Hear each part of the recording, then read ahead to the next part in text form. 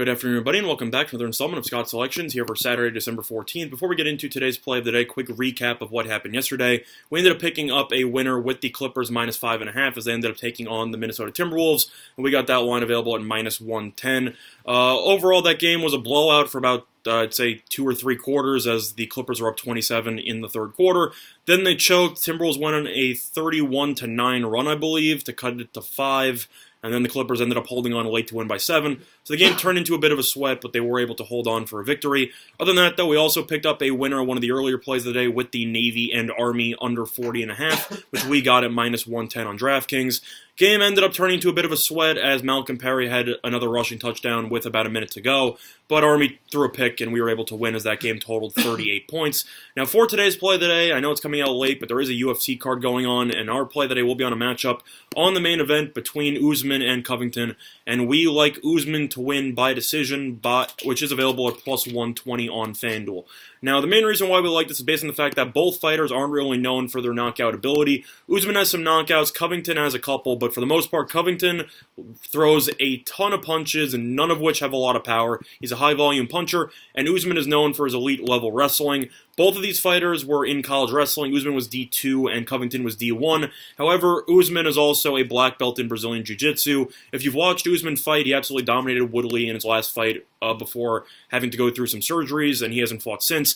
But if you've looked at Usman's recent track record, 8 of his last 9 fights he's won by decision. So definitely the track record does support Usman to win in this fight. If you've looked at the actual fight itself, if you look at how it is expected to end, the decision or the fight to go the distance is a very high minus at minus 220, which means that you're getting the fight to go the distance at minus 220, but you're taking the favorite to win. And combined, you get plus 120 there. I think that's too valuable. I think if this is going to go the distance, which it probably should, I think Usman is going to be able to dominate on the ground, keep Covington in either the full guard or any defensive positions, as Usman has showcased his elite level wrestling and ground ability in recent fights, and I just think Usman will be too much for Covington to handle. Honestly, I actually like Covington. I think he's kind of funny. I think he's a good personality with the UFC, but I still think Usman's the better fighter, and I think that at plus 120, you are getting a great deal here. So the play of the day will be on Usman to win by decision, which is available at plus 120 on FanDuel.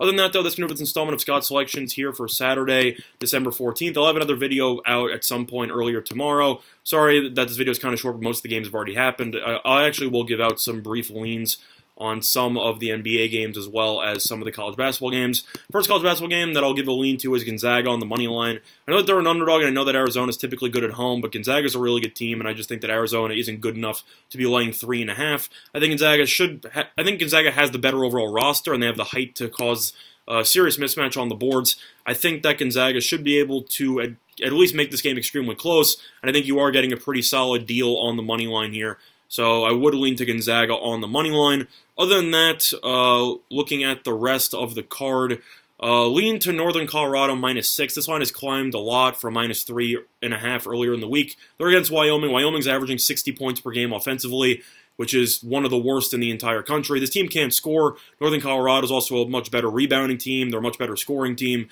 Wyoming, even though the game's in Wyoming stinks. And I think Northern Colorado should be able to win this game by at least 8, so lean to Northern Colorado on that one.